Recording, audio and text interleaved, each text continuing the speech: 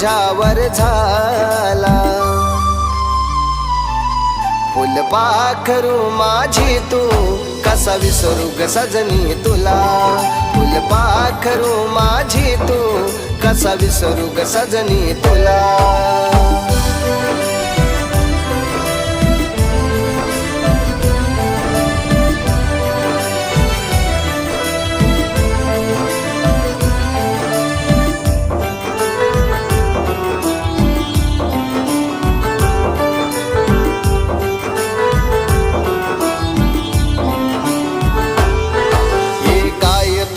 ती भेट गवती हातात हात घालून सजनी.